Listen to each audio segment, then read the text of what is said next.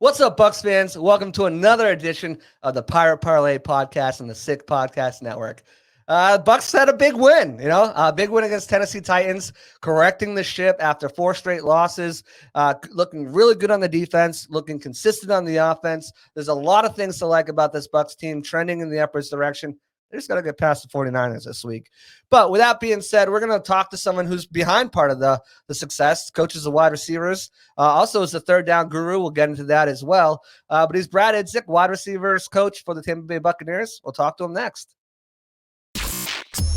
Turn up your volume.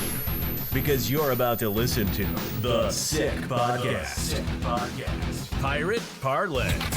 Battle intercepted, picked off in the end zone. Bucs are going to beat the Chiefs. We're the champions of the world. The sickest Tampa Bay Buccaneers podcast. It's going to be sick. We'll cut right to the chase. Won't waste any time. Welcome in Brad Idzik, wide receivers coach for your Tampa Bay Buccaneers. Brad, how are you doing? Doing great, man. Doing great. Appreciate you having me. Absolutely. Appreciate you coming on, chopping it up with us. Let's get right into it. Victory against Tennessee. Drop 4 straight, right the ship. Victory against Tennessee.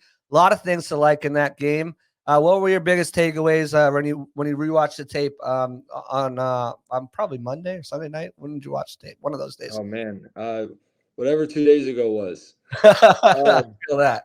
I'll just say this for a team effort. Just talk about perseverance, right? Coming into our own. Really, the last 4 or 5 weeks, I know have been tough for fans just watching us, right the ship, as you said.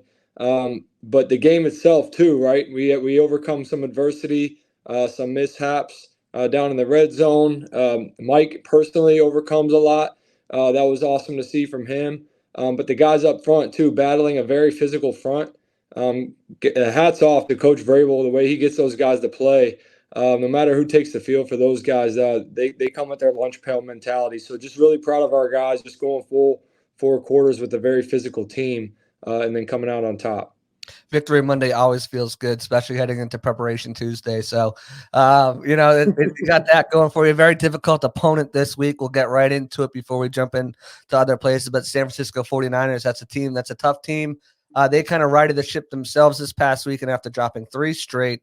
But just looking at them, what they do on defense, I mean, they went out and got Randy Gregory. That was enough. They had to get Chase Young, too, to bolster with Derek Armstead and Bosa and all the other pieces they have over there on that defensive line. But they've got a really good underrated secondary, too. 13 interceptions in the league, leading the league in that category. What have you seen so far breaking down the film against the 49ers, what they do best, and where you think you might be able to exploit them without giving away the game plan? A really familiar foe coming from Seattle, having to play these guys 3 times last year. Yeah. But then they get to add, like you said, they get a couple more bullets in the chamber. I've lost track of the first rounders they have up front. Right. That being said, you just every week there's going to be someone that you got to circle, that you got to take care of, whether that's on the D line or in the secondary, and it's all tied in together. So just really coming to work this week from our guys' mentality, just take care of your one. You got one guy to take care of in a one-on-one matchup. We'll take care of your one, and I think we'll be all right, because we've seen this structure of defense. We saw it in Houston. We saw it in New York in preseason. We practiced against them. Dave and I, we've played against these guys more than anyone. So they're not going to present a lot of smoke and mirrors when it comes to defensive scheme. And a lot of that is tied into the talent they have up front. And you mentioned the interceptions. That is tied into them being able to get pressure. So anything we can do to just clear our guys' minds, let them play fast and physical, and bring the juice that they had last week, going into this week as we travel across the country to see them. Yeah, getting separation is going to be key because we know how quickly that they can get to the quarterback. So being those quick shots, that separation, those easy outs for Baker to have against this front, so the I guess coverage sacks and the interceptions from the pressure from errant throws aren't there. That's going to be a key thing for you guys to do on that in that wide receiver room on that offense. But we won't get too much into that because that's giving away the game plan. But you have to get to me next Tuesday. Yeah, I'll get next, right. But I just want to go back to basics, back to the roots, right? Kind of circling around, and I'm sure you've heard this and got this before, but it's almost like a homecoming for you, right? You know, your dad was here on a variety of roles, last as as assistant GM, John Idzik, if you guys aren't aware. But what did that kind of mean? I know the parents are still living out here too. So like, what was that like kind of, oh crap, I'm going back to Tampa. Like, I know this. I've been here. My dad's been here. The almost like a legacy. You're like a legacy coach. You know, it was surreal being able to come back and work for Coach Bowles here and work with Dave. But to put on those colors, I already had a full closet full of old memorabilia, so I was already ready to go. But really, honestly, I spent the last 10 years on the West Coast. Florida's home for me. This is where I'd always come in the summer. This is where I'd come for Christmas. This is where whenever I had time off from college, I'd come here. So I was just praying to get on the same time zone, and then I really got my prayers answered by be able to come back home, being 20 minutes away from the parents. They get to watch my dog when I'm on away trips. They get to come over and celebrate the victories, come to all the games. So it's just been really cool to just, like I said, it's been 10 years since I've been in the same city as them, and just be able to share this moment with them. My first opportunity to have a position room, to work with a guy that I really admire, with Coach Bowles, and someone who he also knows my dad really well. And my dad's always said, if you ever have a chance to work with this guy, he's a straight shooter and he knows ball. You're going to learn a ton from him, and that is exactly what has happened in the however many months I've been here. So I just feel very fortunate, and for it to come full circle, there's always these pinch me moments where you're walking down the hall and you see the old 2003 team holding up the trophy, and somewhere in the back, me and my brother are trying to scratch and claw and get to the front of the crowd. And then, you see my dad next to Brad Johnson holding the trophy on the way to the cafeteria every day. So there's some cool moments in there for sure. That's so awesome to hear. And, it's because your dad was in the personnel department, but you went a different route. You're in the coaching department. How did that happen? When did you first kind of get that coaching itch or fall in love with coaching, or was it because you couldn't play, or did you make that transition?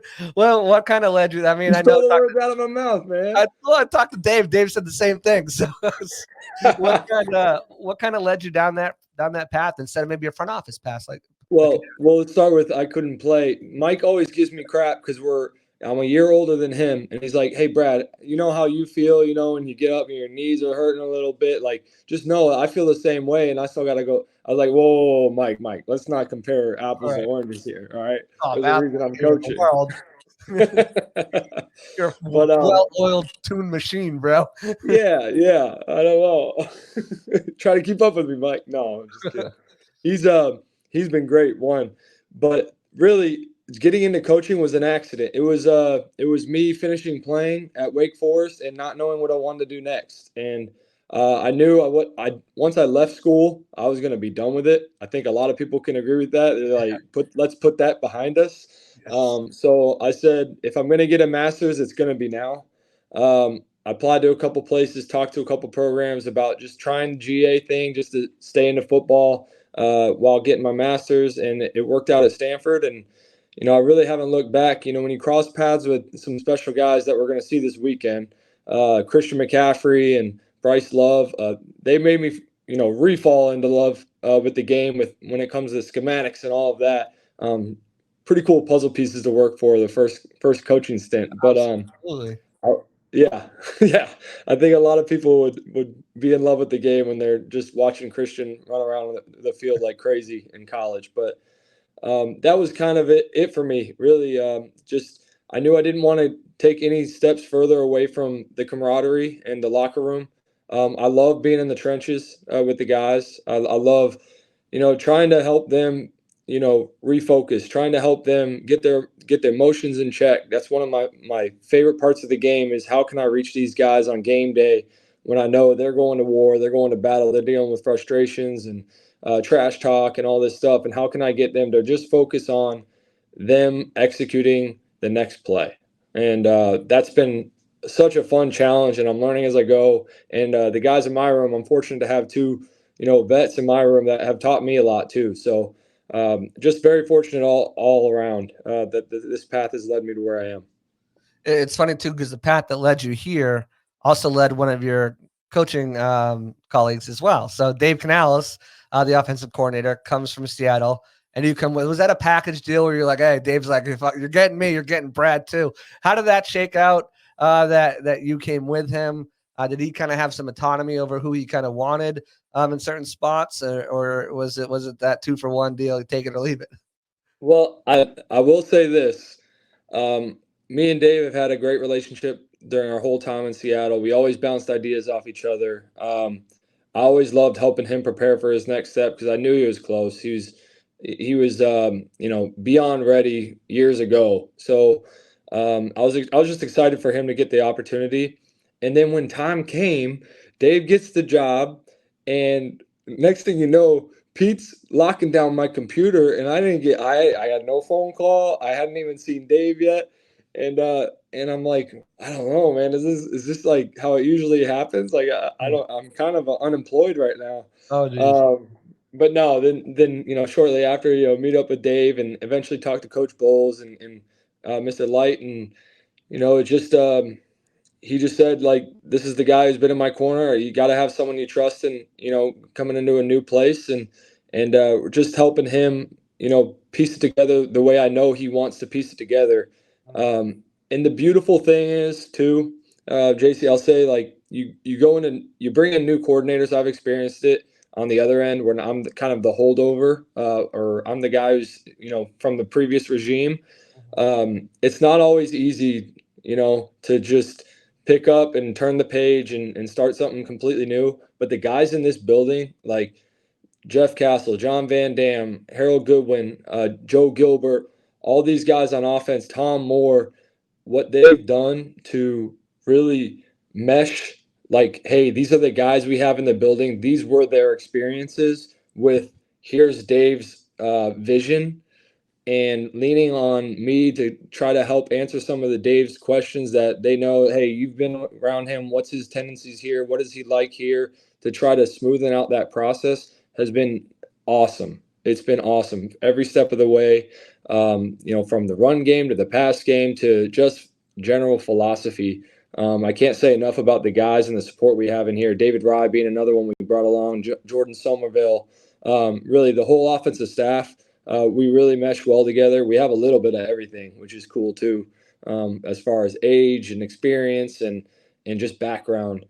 So I think me and Dave coming over, sometimes they lump us together as two peas in a pod, but it's really been a group effort, and I mean that from the with some sincerity, that everybody's played their role in making this thing work and trying to bring to life what Dave has in his vision. Yeah, it's always like, even when you look at players, right? Like this year, you had 2 pick guys come in with Kalijah and Savasi and Dennis. And having those 2 guys come from a similar location to a new location and kind of, figure it out together. It's always good to, even in coaching, like having 2 guys come together to implement something. It makes it a little easier too. Little easier for you because you know the area, but that must have, helped Dave feel a little bit more comfortable as well coming in here. But I want to touch back real quick on the Tennessee game, because the game plan last week against the Titans, you utilized the wide receivers in a variety of ways. One of those which you look at Mike Evans, his production, one of the highest outputting of productions that he has had all year. But also the way you utilize them was he was playing a lot in the slot. He had 33% of his snaps in the slot. And we've seen him utilize that way before. Hold on, let me write that down. I got to get my tendencies. Sorry. No, you're good. You're good. Where did you see like a matchup that you could utilize him there, that you thought you'd have success in? Sometimes it's a matchup, and sometimes teams try to zone off, right? Sometimes they try to find ways to bracket. And the more you can keep them guessing by moving him around, the harder it is for them to just give themselves a defensive call. Hey, we're just going to cloud the boundary. Hey, we're just going to double number 1. Whatever it is, whatever their strategy is, we know the more we move Mike around and the more we do multiple things with him in those different spots, the harder it is on the defense to really get a beat on, all right, is he going vertical? Is he sitting underneath? What is it? And Mike, since day one in the spring, working with him, he's like, oh, this is awesome. I'm running routes that I haven't run before from different spots. And it just feels I think it's freeing for him where you don't have to work so hard to get open when it's not always bracket. And there's going to be times, I mean, where he's isolated on the backside and it's 2-man look, and he still finds a way to win, and it blows my mind every time. But we can take some of that stress off of him by moving him around, and he just has to do some of the legwork of learning the formations and the motions and the nuance of the route to be able to wiggle him free a little bit. And he's done a great job that way of just buying in as a guy who's been around for so long. Sometimes guys don't want to do that, and Mike's been he's been on board with that. Yeah, you're going back into the offseason in training camp. You hear him say, I've never been this open before in my life. Like, he's telling like Rashad coming off the sideline, and he's talking in press conferences about the different ways playing the slot more and how excited he is. My question for you is, and please explain this to the fans, because you also mentioned the bracket look. So there's a lot of times that Mike is not a decoy in a matter of words, because he can still do those amazing things when he's got double coverage on him, but when Mike is drawing that extra person, it opens up things for everybody else underneath. I guess my question is, he's had some games where it hasn't been till late in the game where he's been featured. This game was Mike Evans early and often. And you saw the uptick in production, and he still had 2 drops, one of them which could have been a touchdown, which was great reaction by you. But oh gosh. As far as getting Mike involved more often, speak about sometimes the challenges of doing that when he is facing such like bracketed double coverage versus what you were able to kind of do this week, where you're able to go to him early, often, and late throughout the game, throughout the whole thing. Just kind of the differences between those two different things. There's always going to be some ebbs and flows. I think situationally, sometimes defenses present themselves, some pockets where what you're going to get with a little bit more certainty, whether it's third down, red zone, or second and long, or rundowns, and that's when we can take advantage to get him a target and get him going. I've always thought it was important to get the guy going early. You always want to get your star players going early. We dealt with the same thing in Seattle. We'd always want to get Tyler the ball. We'd always want to get DK the ball, and then you want to run the ball. Well, it's the same thing here. We want to get Chris the ball. We want to get Mike the ball. We want to get Rashad the ball. We want to spread it around and get our players engaged in the game early. It's just, I think week to week, those situations come up at different times. And sometimes, when teams want to double Mike and they want to play, a safety over the top, that opens up the run game. And I think that's, the past couple weeks as our run games progressed, that's definitely shown up at times, whether it's the actual run game or just throwing some of the bubbles. And Mike, being the pro he is, he just keeps plugging away. And then eventually you get that one chance, and you have to be ready for it when they just abandon that strategy because they need to hone in on the run game, or they need to hone in on Chris or whoever else is getting those targets. All right, and then that's when you make them pay, because Mike's one of the best in the league at doing that.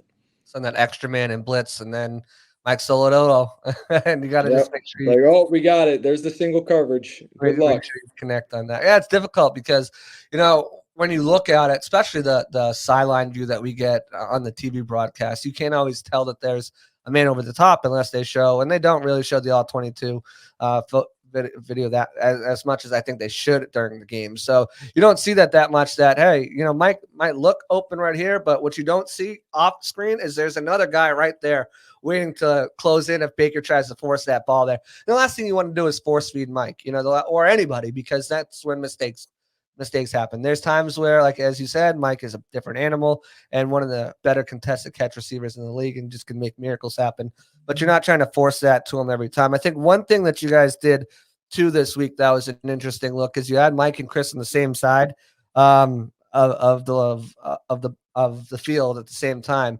Just speak to the advantages of having that, and then maybe a disadvantage of that, because it looked like it worked a lot. And give Chris credit, for playing through that illness. And I'm sure he would have liked a few of those balls back, and I'm sure that he would have. I don't know if anyone knows how. I mean, I missed a game Sunday because I was sick. Now he's more of a man than I am, I guess. But yeah, I mean, just talk about the advantages of having them on the same side and the disadvantages that can create too. Yeah, well, one, Chris is a warrior. I don't know, and it was a hotter day than you'd expect on Sunday, and he just battled right through it and made some spectacular plays, stretching the field. The first play, I think, to your point, is a great example of Mike running an underneath route and Chris getting behind the defense because they want to tie down on Mike. So anytime we can put those two guys on the same side, it's going to do one of two things. It's going to force their hand to guard one of them and leave the other one open, or they're going to have to push all of the coverage that way, and then we'll take advantage of it with Rashad, with Cade, and Trey, who are all coming into their own right. So I really don't think the defense can be right. We just have to be right on, teaching it the right way, saying, hey, this is push coverage. This is 4 guys over 2. This is when it's not worth it. Let's go the other way. They're short somewhere. But the majority of the time, those guys find a way to win. If you put 3 over 2, three defenders over Mike and Chris, I'll bet on that any day. They're gonna need 4 because those guys are really special. And then when that happens, something else is open. Yeah, you talk about those different alignments and stuff like that. Can you just talk about the different alignments you guys can use, like +2, -2, +4, -4, etc., going along the line, and how they can manipulate leverage of a defense? Absolutely, I think spreading guys out allows them to work one-on-one. But then when you put them in stacks, they got to decide they have to first defend. If we were to throw, say, a quick screen out there, how are they going to defend that? They got to have someone at the point to be ready to attack that right away. And both those guys are phenomenal at blocking, so the second defender can't be too far behind.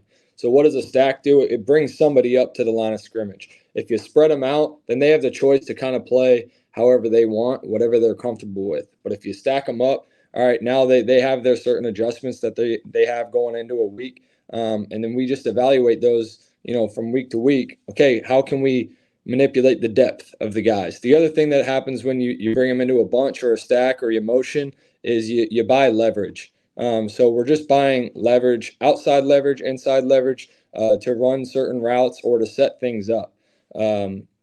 For Mike, leverage is a huge thing, right? If he gets the right shoulder in front of, any DB in the league, he's got a great shot, just like you said, at making a contested catch. If he gets the shoulder in front of the DB to hold him off with his body, he does so good at holding his line down the field that I would bet on him more times than not winning. So how can we help buy him a foot of space to just be able to get in front of the DB, to just be able to hold his line, to give him a shot, at winning one-on-one, whether it's down the field or to sell down the field and run something underneath. So it's just little points of leverage. Specifically with Mike, he's going to play more physical. Chris is as well. And then Chris, where he's come along, is choice game, giving him the ability to read that leverage and break in or out or sit based on what the defense is presenting. So they both offer so many cool tools, both being physical players, of just playing with that leverage in the stacks. And then when you spread them back out, okay, now every now and again you do just need to win one-on-one. Now, as far as you talk about the choice routes and stuff like that, how often do coverages change? Checks into individual routes. So, say you're looking at something, you see, oh, Mike's going to be the safety's inching up to the line. Mike looks like he's got a one-on-one, but his route is, maybe a speed in or a crosser. You're like, we got a shot deep. How often do those coverages change checks? Where is it just something like Baker and Mike just look at each other like, are they really doing this right now? And they kind of know, or is there like, is Baker, is it an audible thing? Is it a visual thing, a signal thing? How often do those different coverages change the individual routes? Because we know like the regular audible is like, Omaha, Sally, whatever, Sally. Peyton Manning, Omaha, right? Right. They're changing the entire play concept. But as far as individual routes. Yeah. It's really funny. Rock Jarrett asked last week, he said, Coach, how do you guys go and try to get the perfect play call off for the perfect defense? And I think this ties into what you're asking. I was like, well, Rock, to be honest, you never know exactly what a defense is going to call. You can narrow it down. You can do all your percentages. You can figure out what they like to call, try to figure out their tendencies, and then you just call the best play according to those percentages of what you think they might call next. And then the magic of the NFL, because everybody's running similar concepts and plays, is when you have those route adjustments put on, it has to be so clear and concise in their head that they know exactly, just like you said, Bake's going to look over, he's going to see, oh, that's cover 2. And Mike's looking up and he's seeing the same thing, and they're like looking at each other in the eye, like, I can't believe they're doing this. We're making the adjustment on the fly. Sometimes it requires a signal, sometimes it doesn't, and it's just a route adjust that they both know is going to happen. But that's what goes on during the game week, because a lot of the times we're trying to run similar concepts that the guys have shown to be successful at, but it's those little tweaks and adjustments that go into a game week that makes all the difference. That's so interesting. I'm just going to stay right there too, because guys, he's hard at work right now. Tuesday night at almost 9:00. He's still at the office trying to get things down and get everything ready. What does your game week? Let's take me for on a Sunday after the game, win or loss. What are you doing first? Sunday, Monday, Tuesday, Wednesday, Thursday, Friday, Saturday till next Sunday. What does that week look like for you? Yeah, and I'll start by saying it's not just me. We have a Warriors in here. They're all grinding right now, trying to get this thing right. They're not right behind me. Okay. They got their rooms, but no, everybody's doing their piece of the pie. And I would say from Sunday, usually the first thing you do is you grade the game. You right as the fresh off the emotions, you watch it. You write down your initial grades, and then what I do after that, I don't watch it again. Excuse me, sorry, that might be my fantasy update. No, I'm just playing. So I watch the game with the emotions still there, and then after that, I sleep on it because I'm always fresh back in the morning. I want to stop you there. As far as grading the game goes, PFF comes out with their grades. How do you grade your game?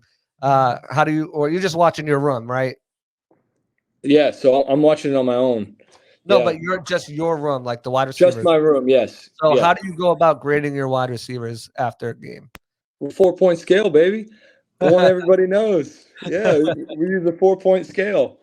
No, so it's funny because there's so many plays in football, and I'm sure the Europeans that watch what I call soccer, they're like, oh, there's so much stoppages, and there's you're just sprinting and then you're stopping, and well, there's so many plays that you're not really the focal point of the play. Right. So of course, what is that for me? That's a 2. Okay, I did not positively or negatively affect the play. If I negatively affect the play, I'm going to give you a 1.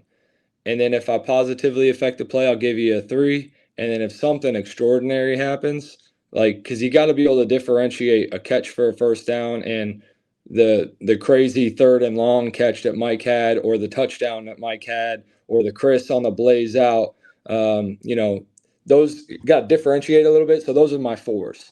And then go ahead. So, okay, let's say it's a quick bubble screen to Devin Tompkins. Rock isn't part of the play, right? But he delivers a nasty block to spring DT for a couple extra yards. He's not technically part of the play, although he's getting a 3. He's got his assignment as a block, so that's where that bumps up, right? Okay, he's getting a 3, but you said nasty block, which a lot of times with Rock it is. If you put the guy on the ground, he's getting a 4. He's getting a 4. Nasty push-pull technique. Okay, I was going to say, I'm glad you noticed it. I call that the rock slam right there. He just slams the guy's arms down, and they hit the dirt. He's got a 60% hit rate with that. You missed out an opportunity to call him the rock bottom, but it's all right. Okay, I'll write that one down. I'll see what he thinks.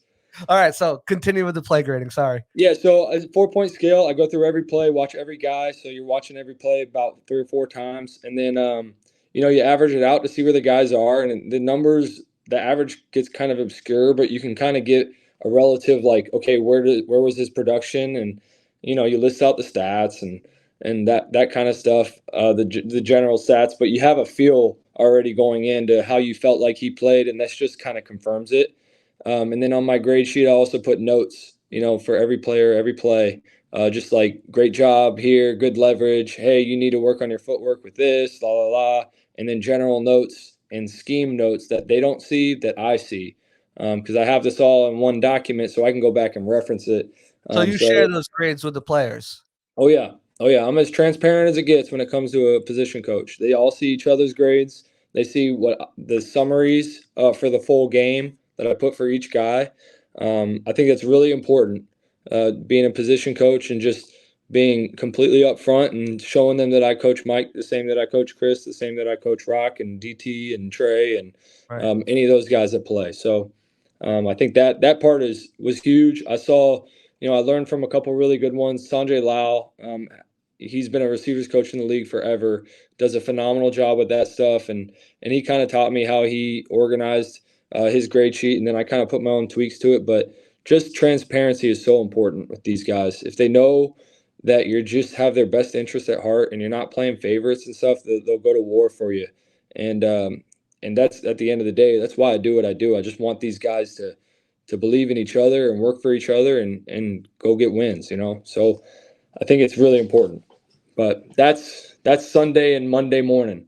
Oh, that's all right. Tuesday, we're here today. What's going on? This will be out on Wednesday, but we're on Tuesday time, people. So okay, we're on Tuesdays. Tuesday is I've already watched a lot of games on Monday after we meet with the players.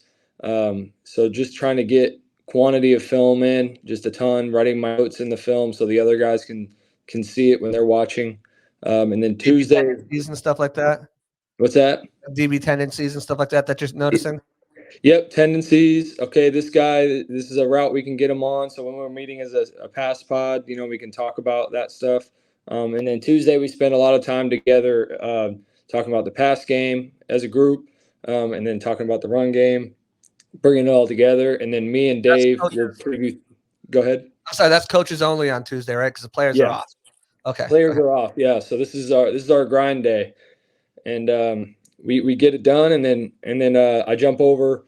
Usually got to do some sort of movement. I got to go in the weight room to get some more blood flow before I jump into third downs and just get a preview of that with Dave today. And then we'll finalize that tomorrow after the meetings and practice with players. So Wednesday starts practice day, third down day. Thursday is a normal practice day, walkthrough day. Yep. Red zone. And then Friday is your shorter practice, walkthrough day. Saturday is fine. Was that fine tuning? Another walkthrough, right? Yep. So we'll watch the Friday practice interlaced with. So third down presentation is on Thursday morning to the players. So I present that. Thad presents the red zone to the players on Friday. So we'll watch the Saturday review tape. Everybody's piece of the game plan that they presented throughout the week is interspliced throughout the practice tape. So it's a really cool setup how Dave has it. It's because the practice itself touches on every area on Friday. So within that, we can put in reminder clips. Hey, remember, like the scout team, this is how they looked in coverage, but really this is what it's going to look like during the game. And then whoever owns that area, whether it's JVD with base down play actions and or me with third downs or Thad with red zones, we get to chime in front of the whole group, which I think is really empowering. To kind of cross-reference, position coaches and hear the guys talk. So that part's been a lot of fun, and Dave's great with that. Just giving ownership and skin in the game. So Dave, where I'm taking it, Dave, you're not just coaching your positions. He gives each and every coach a certain aspect of the game to work on. So you're the third down guru. How to say it? Thad's doing red zones. Van Dam is doing would you say play action and a lot of the base down stuff, and then Jeff Castle's doing a lot of the drop back empties. We're all putting in our ideas, but he wants everybody to have this is your focus. You are the expert in this area. So when other people have ideas, they come to you. Right. And then you just co-work it all together. And then exactly. So Saturday, take me on a Saturday if it's away game. So are you watching that film on the plane? Are you guys, or is that something where you'll get to the ballroom or whatever hotel you're staying, that they clear out all the tables and chairs and that's your practice area? Are you going through it there and having your meeting there? How does that work on Saturdays when you're traveling? Yeah, Saturday we'll watch it here. We'll do our mock game here or Saturday practice here. and then we'll hop on the plane. We'll go there and we'll have evening meetings, which are really just tie-up meetings. For me, we have a receiver meeting, tips and reminders, and then we jump into, for the offense, we just do a short review meeting of the highest level. We want the guys to feel confident about the game plan at that point, and then we have a team meeting, and it's kind of putting a bow tie on the whole thing, putting a nice cherry on top, and letting the guys go to sleep confident about the game plan. How much of the players have, like, obviously not control the game plan, but like, hey, Brad, I saw this, and I think we can really utilize this on this. Maybe something you missed, or maybe just something I picked up, or I saw them 2 weeks ago when I watched the game, and this team tried this on them. How much freedom, and how often is that something that they come up to you and say, hey, what if we did this? What if we did that? What if you motioned me this way, or whatever?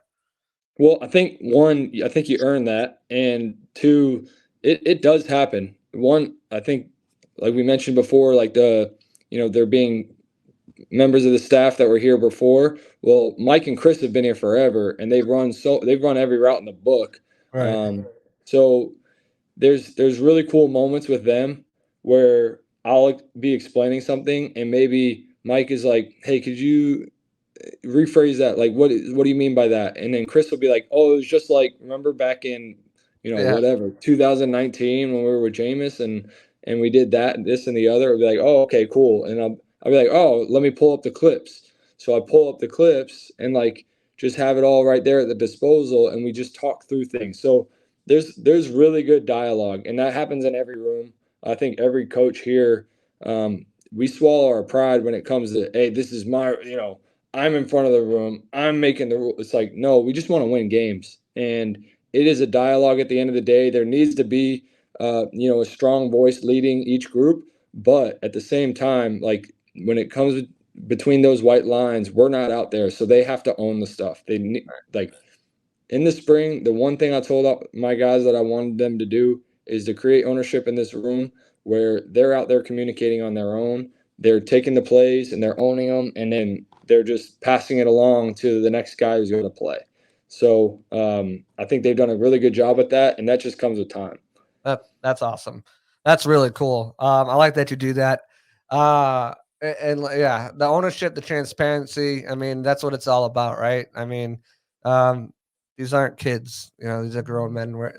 And having them have that ownership, take responsibility for them on the field, and have them step up for it, and them stepping up for it. That just makes a better room, a better team, a better player, I think. But you mentioned grades. I got one thing that I want to ask you about grades. Obviously, route separation is one of the most important things. The hard data is out there. I don't know if you catch on to those every week, or how much analytics play in your decision. That's a good question. I'll ask that after. But as far as route separation, what kind of grade would you give this room, as far as how they have been how their separation has been this season?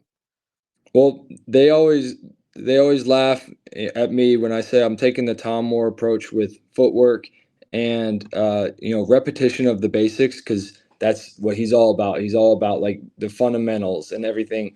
And I, like, in indie drills, love just going back to basics and getting these guys right with their feet.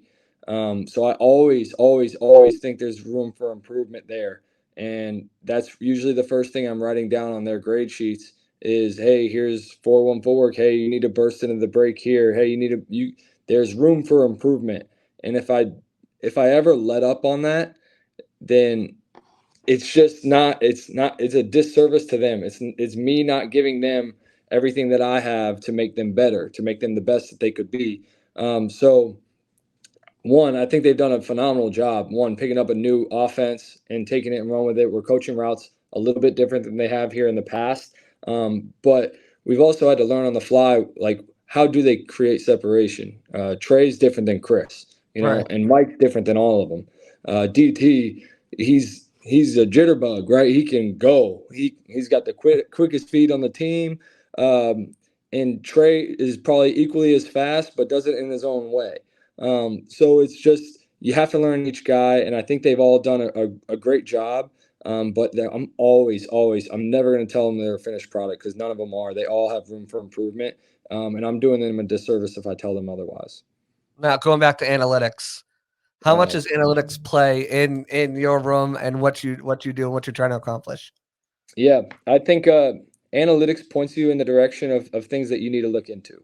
I don't, for me, like I like getting my hands dirty. I like seeing it. I like when I'm at practice, I like being the DB to feel, okay, who's coming off the ball on a release? What does it feel like when Chris is working a hitch route versus Trey versus Rock, and who did it better? And I know that because I'm standing right in front of them. Right. That's what the DB feels on game day. So if there's something different between the guys with the analytics saying, hey, he's only getting this much depth on this kind of route, or he's only getting this much separation, or he can't get off first press or whatever, okay, then I'll happily go and study that. But I also want to get my hands dirty with it and feel it and say why. Like, I don't think analytics always gives you the why. I think it gives you the place to look. Right. I think it gives you the little red flags on your computer, but you still got to go fix the problem. It gives you the check engine light, but what's wrong, So it doesn't always give you the remedy. So that's the one thing I'll say about analytics. It's not it's not the end all. You still have to coach, and I just don't want to be replaced by the computers. I want to keep everything. I go to the grocery store. I don't even get tips or anything like that. Installing characters. You got the guys like, let me check your receipt. I'm like, everything's in bags. What do you want to check? Yeah, man, I did this. Like, what do you want? Got me on camera. I'm not even getting paid for this, man. What are you? The prices went up. $7 for a pack of bacon. What are we doing here? What's this world coming to, man? It's $8. Just bacon. But no, so Joe Schmo, he's saying that he's having trouble on press man coverage, or whatever like that. The analytics are saying that. So you'll see that. Okay, well, let me go. I gotta go work with Joe Schmo on this. Let me see why he's having trouble, and that's where you'll go and that's where you want to get the feel when you're on the field. Yeah. And stuff like that. Yeah, that's awesome. To take that and bring it to the field, I think that's the perfect of what analytics should be, is marrying the numbers with what was actually going on. So they're definitely a useful tool. There was a regime here before that didn't use them at all. Didn't subscribe to them, so it's nice to have a regime that is using them.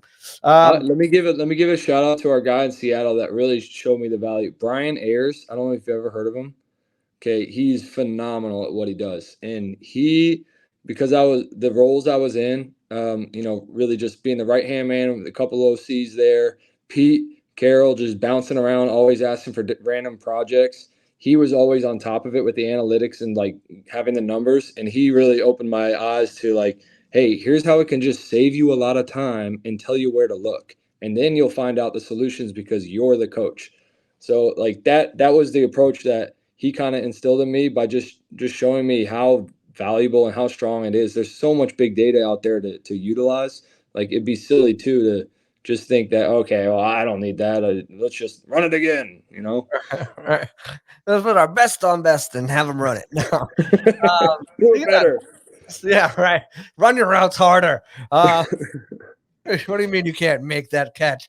So anyway, speaking about putting your guys in the best position to succeed, I got a few more questions, and then we'll get into some really the fun stuff. But there's a lot of usage of motion. A lot of guys moving around at the line of scrimmage here, a lot of play action. Just what are the benefits of that and how it helps this offense, specifically this offense that has pretty much a base core of what it wants to look like, and then wants to be able to run anything out of that look.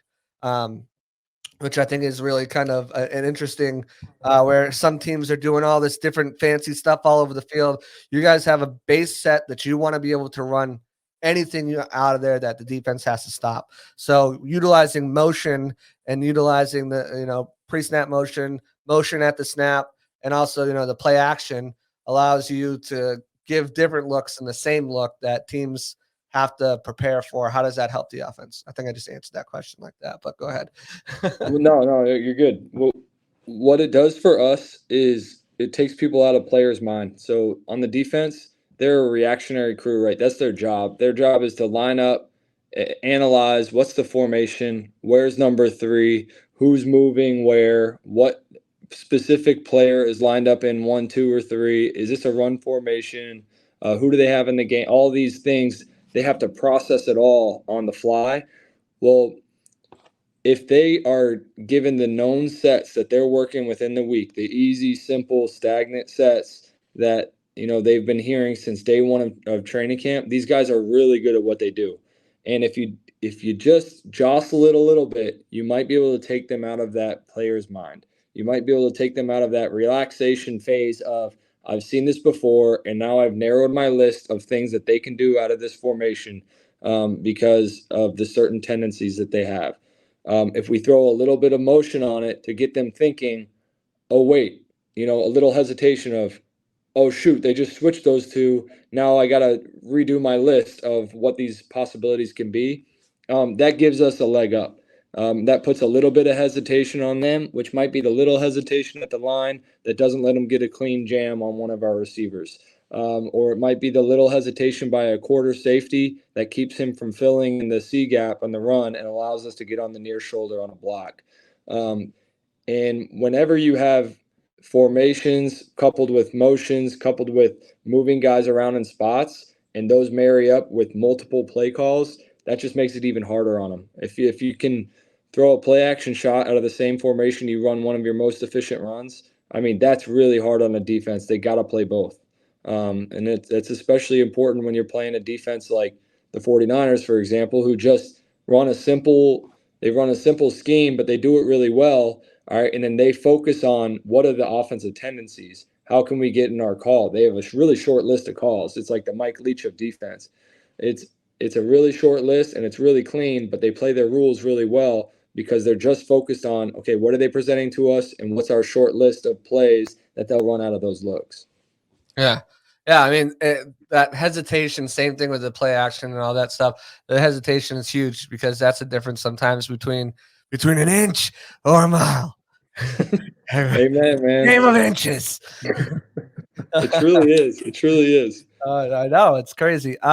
So speaking of the usage of motion, usage of Godwin, he's been a huge slot guy in the past. And you guys are using him outside at a different clip. And he's been so productive doing it. What did you see that made you say, oh, we got to get this guy outside more? Like, he's great in the slot. He's a tremendous blocker.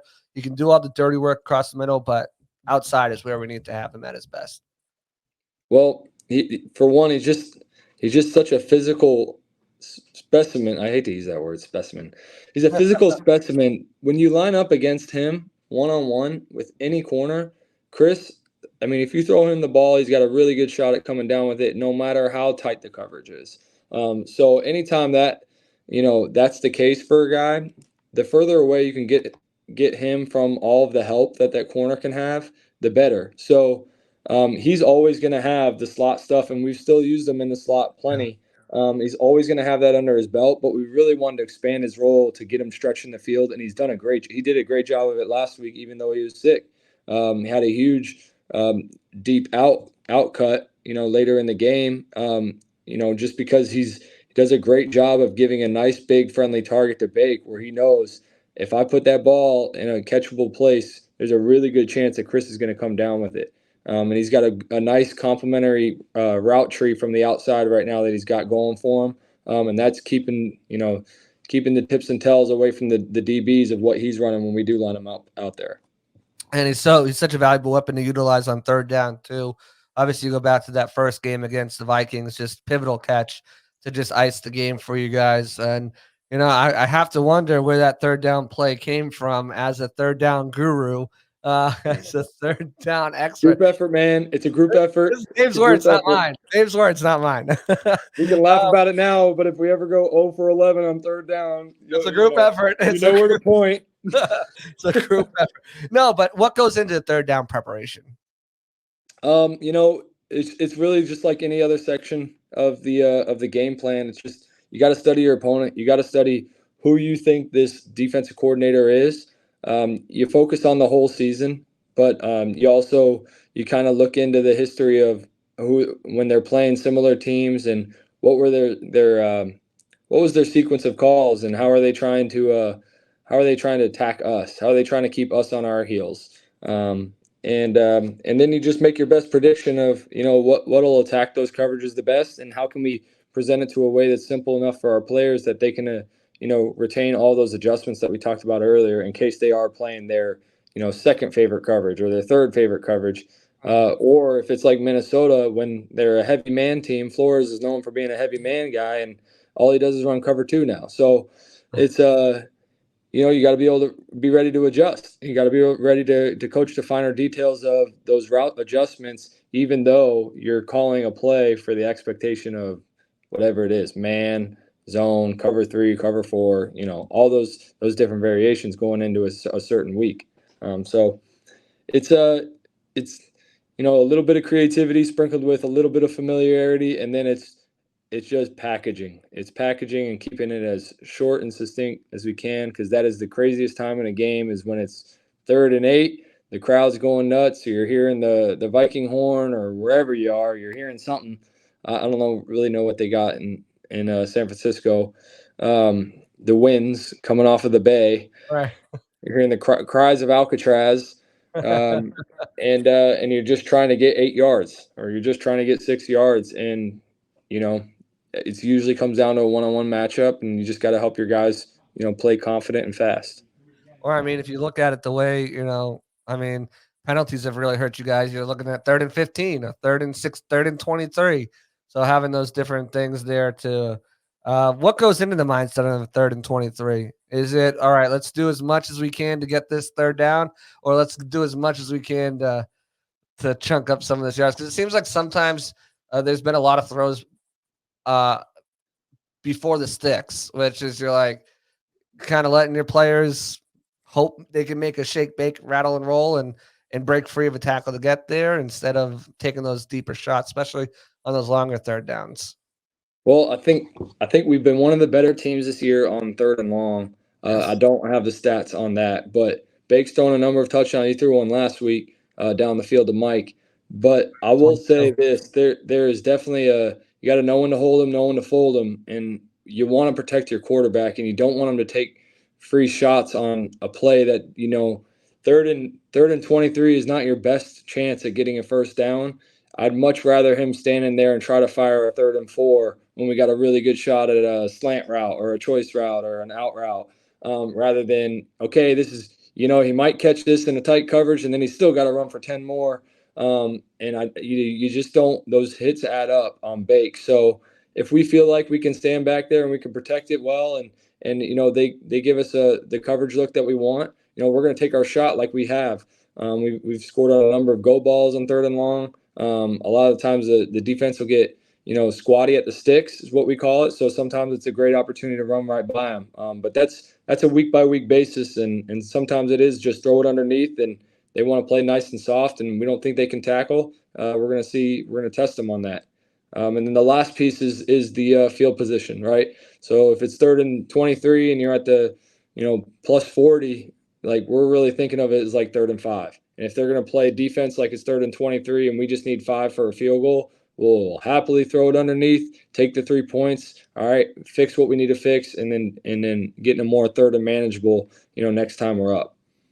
You mentioned, sometimes getting squatty at the line and you'll run right by him. Guy who can run right by anybody on this team is Trey Palmer. Last week didn't count, but the crazy contortion that he made. It didn't count. I mean, am I going to get fined if I ridicule referees on your show? No, absolutely not. I don't think they're watching this level. I mean, I'm friends with Dean Blandino, but he's not a ref anymore, so you're good. But man, that one hurt, man. I was so proud of Trey going up and making that play. And I take it to my grave. I believe he caught that ball. His hand was under it, even though it moved. It can move. Your hand was under it. It's hard. No, it's a hard play to reverse once you've already ruled it as a catch.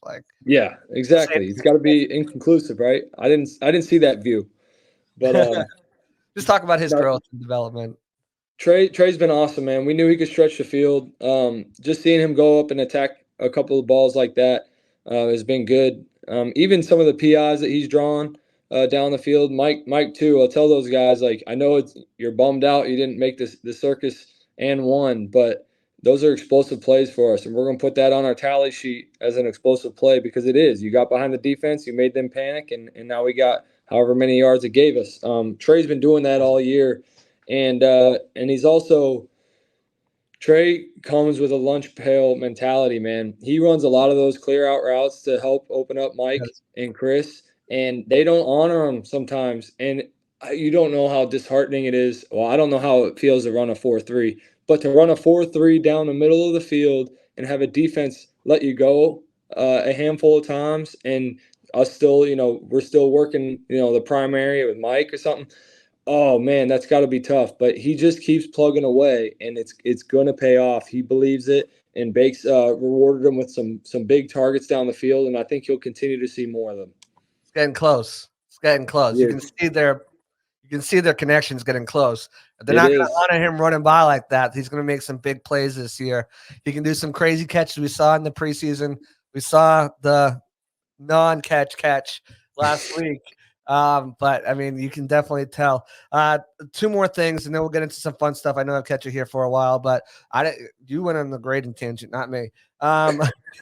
Utilizing wide receivers on end arounds. Use DK a few times. Use Rack a few times.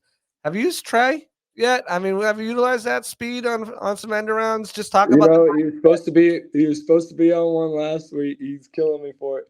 He was supposed to be on one last week, but Mike tapped out, so he had to replace Mike, and then DT got the love.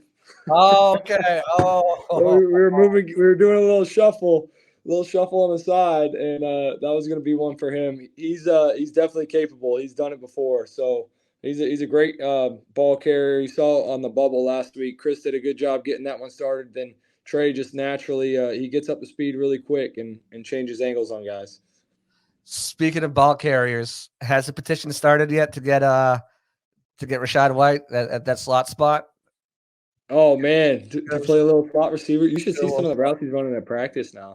He's got the most missed tackles all season, and since like week 6 or 7, he's got the most receiving yards of any running back in the league. How about that, huh? No, we're gonna keep doing it, man. We can keep going back to the well on that one. He's doing a phenomenal job in space, and he can run routes. So we'll continue to try to develop that. I just don't want to step on, Coach Pete. He's doing a great job with him. Right. I don't want to step on his toes and bring him over to the room. You might maybe develop a third down play that's got him in slot or something like that. It's just for third down, Skip. It's just for third down, Skip. That's it. I'm not trying to it's part of our package. It's part of our package. That's all it is. Dad's got a red zone. Oh, we're good. All right, let's get into some fun stuff and get you out of here. Just kind of, you're back in Tampa. How are you settling in? Don't want to throw your personal life out there, but congratulations on getting engaged recently. So that's awesome news. Stay there for a while. Enjoy it. Don't rush things. But no, how are you settling back into Tampa? Back living here now. I'm loving it. I'm here with my fiance Emily, and her parents were here. My future in-laws were here this past weekend. It's just been really fun to share this experience with everybody, with my family, her family. She's had a couple of her brother came down, a couple of her cousins came down. They're all from the Pacific Northwest, so this is kind of foreign territory, being in the other corner, and just being able to show them where I'm from, and that's been really, really important to me, kind of showing her my roots, and then getting her family to see that as well, and just I've enjoyed every single minute of it. I know what this place is all about. I love it. I love the beach. I love fishing. I love everything outdoors, golfing, or just sitting out by the water. And we've been able to do that plenty, since being back. And the more people that I can, bring from those other facets of life that are on the West Coast or living in North Carolina, I'm going to try to get all the houses in the neighborhood sold to all my friends. Right. I always say that. It's so great because you can do it all year round too. That's the fun part about it. Amen, man. And like people like up north, they're like, "Oh, I could never do it. It's so hot in the summer. What do you do?" I'm like, I don't know. What do you do in the winter? I know you personally. You're not out there snowboarding or snowmobiling. You're sure as hell not snowshoeing out there. Like, you don't ice fish. So like, what are you doing? You're staying inside, or you're going to like the mall, the movies, or something. No one goes to the mall anymore. They're dying a breed. But like you go to the movies, or no one goes to the movies anymore. You can just get it. Whatever. You're going on Amazon. You're going on Amazon Prime. You do something indoors. Well, guess what? We do the same thing. We stay in the AC. Or hey, guess what? we got the beach or the pool or the boats or something we can do that will keep us cool in the meantime. So like, move down here. I mean, this is beautiful. It's like paradise. People vacation here, come here. You know, know. So I haven't good little plug, man. I don't know. The governor's got to love you, man. I haven't converted anybody yet, so it is what it is. I had a hard enough time people coming to visit without just going to Disney. Like, away from Disney, come by. Like, oh, it's not in my itinerary. I'm like, oh, whatever then. I'm not coming out to see you. But all right. We got some rapid fire questions. We'll get you out of here. This is called This or That. So I'm just going to shoot down the line. Just quickly respond. I'll probably have a follow-up like I always do. But this or that, Xbox or PlayStation? PlayStation. What game are you playing right now? I had to sell it because I was playing too much COD. Okay. That was about 5 years ago. When I graduated college, I said the first thing to go is that because I will waste too many summer days on it. I'm going to call you Kyler from now on. I'm just kidding. Beach or the mountains? You've had both in the last 10 years, so what are you going with? Ooh, I got to go to the mountains. I love the beach, but I'm an active guy, and I like moving. I can't sit still for too long, and it's awesome. The mountains are awesome in the summer. I miss them so much. That's one of the biggest things I miss from up north, but it's so flat. Sometimes I'll go up to like Dade City because it's like rolling hills, and I'll just like different landscape other than flatness. But yeah, I miss the mountains. I'm a beach guy. You seen that picture of like highest points in each state? Yeah. And like way at the bottom of it is Florida, and it's just like this mound, little like they call it a mountain too. It was like they call it a mountain. It's all the way up in north. No one goes to North Florida or Florida either. Like nobody goes. No. Southern Georgia, right. Lord knows where the line is. Marvel or DC? Ooh, Marvel. Do you watch any of the MCU movies or anything like that? No. Who's your favorite hero? I just closed my eyes and picked one. Who's your favorite hero? Do you got one? My favorite hero, probably, I like Batman. I like the modern day Batman where he's telling us, "Oh, I'm not wearing hockey pants." We had, a little sense of humor. I'm Batman. Some of those parody videos. That got me through college. Oh, those, yeah, I know the one you're talking about. The one with Bane. I know the one you're talking about. There's one with Bane. There's one with the Riddler. Yeah, it's pretty damn good. Those are funny. Not safe for work. Not safe for children. No. We'll talk about those off air. City or country? Country. Okay. You're just living in the city by the beach. You're picking mountains and country. What's going on? Car? I can pick and choose, right? Yeah, it's your this or that. Cars or trucks? What would you rather whip around? Trucks. Okay. Oh, so you're a full country boy living in the city. Movies or TV series? Ooh, movies. Anything good recently? We watched. I don't know. It was a documentary. I don't know. What is that? How does that fall? It was only one episode, so I guess it's a movie. But Take Care of Maya. That was good. It was heart-wrenching, but it was awful, but it was great, but the trial just came to an end. She won. She got $220 million. Unbelievable that stuff happens. But I like not necessarily all like the sad stuff, but I will say just like things that shed light on what's actually going on in our world, like the whatchamacallit, about the financial crisis, The Big Short, like things like that. All those kinds of movies, I love them.